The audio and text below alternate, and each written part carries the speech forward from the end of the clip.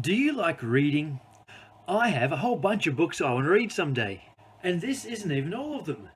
This is just the Harry Potter ones. I don't think I'm ever going to have time to read all these. So my choices are 1. Just don't read them. No! Or 2. Find a way to read them faster.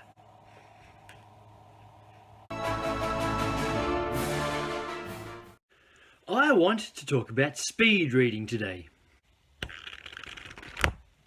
Done. Today I'm going to share with you 11 tips and tricks I've come across for learning how to speed read. And make sure you stay around to the end because some of the best ones are towards the end. I'm still new to speed reading, so in next week's video I'll be trying out each of these techniques. I spent a long time researching. I mean a long time. Yeah, at least an hour. Yes, a long time. I found several proficient speed readers, including Jim Kwik, Tim Ferriss, Ron White, and Michel Wozniak. Here are some common strategies from these professionals. Some of these are just general advice, others are tips you can start doing right now. Each recommended that you measure your current reading speed. That makes sense. At DP Learn Now, we also like to record the current benchmark before beginning to practice. So you should read for a minute and count how many words you read. Do that 3 times to get the average. We also need to unlearn the bad reading habits that we are taught over the years. One example is this. It is actually beneficial to point to the words as you read them.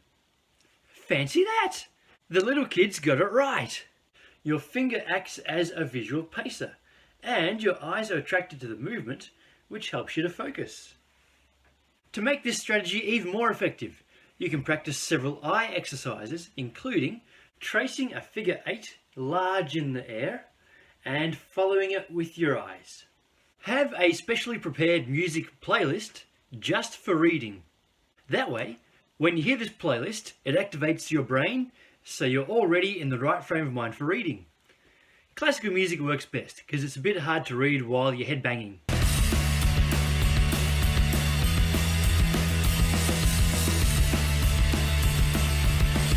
Next is try to learn to see groups of words instead of just one word at a time. Because I know when I'm reading, I can look at most words and you know what that word is. But what if you could see more than one word at a time? So look at 2 words or 3 words. That will make it much faster to move across the page. So start trying to chunk it into groups of 2 words at a time, and already that could double your speed. The next one is also a different frame of mind that you can have. You can understand words faster than you think. So move your finger faster than you think it is possible to understand. You might surprise yourself. On a similar note, if you read a page and you straight away just don't remember it, read it again but faster. This again is different to what they tell us in schools. Most teachers will say read it again slower so you can focus. But going slow makes our brains bored.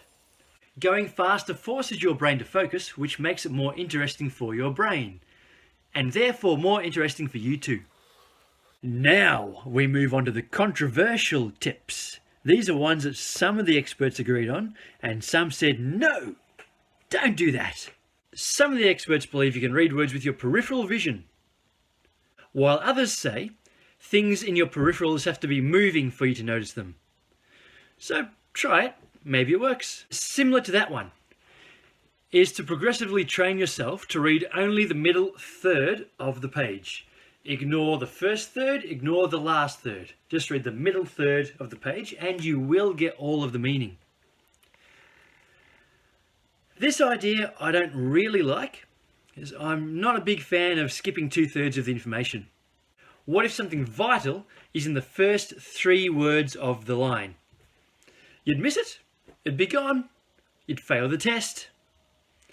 So again, that one might work for you, but I'm not a big fan of that one either. I'm going to try out all of these strategies, and next week I'll let you know which ones worked and which ones didn't. Make sure you like and subscribe so you don't miss anything. And come back next week. Now, can we all spare a moment's thought for all of those kittens who have been abandoned because their ears are too soft. Poor things. They're just so soft. Don't you feel sorry for them? And remember, if you put your mind to it, you can accomplish anything. Speed reading, here I come.